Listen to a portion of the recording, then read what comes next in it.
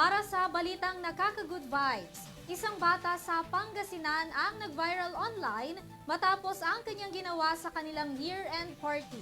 Ano kaya ito? Alamin natin ang kabuuang detalye mula kay Sonia Agunday.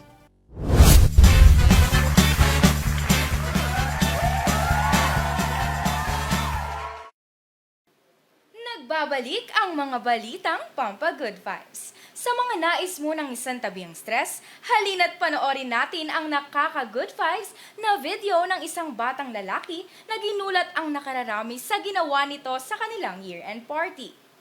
Pinamangha ng 5 taong gulang na si Zev Lucas Camo Estrada mula sa Calasiao, Pangasinan, hindi lamang ang guro at mga magulang sa naganap nitong year-end party kundi pati na rin ang netizens matapos i-upload ng kanyang ina ang video nito.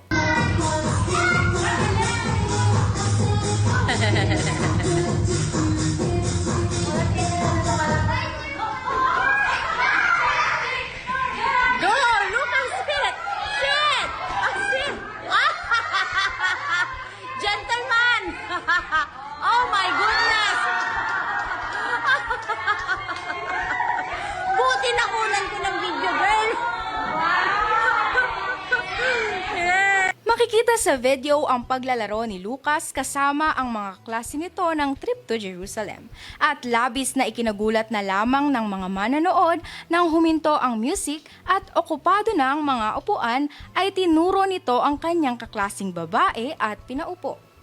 Ayon sa uploader at ina mismo ng bata na si Maria Raisa Camo, na sakto nakatapat ng kanyang anak ang nag-iisang upuan na wala pang nakaupo. At imbes na umupo ito ay mas piniling maging gentleman at pinaupo ang kanyang kaklasing babae. Umabot na sa 4.4 million views, 768,000 reactions at 54,000 shares sa TikTok ang trending na video ni Lucas.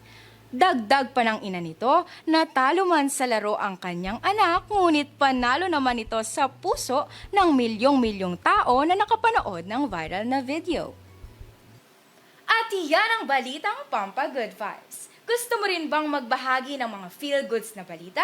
E-message mo lang ang aming official Facebook account, EuroTV News.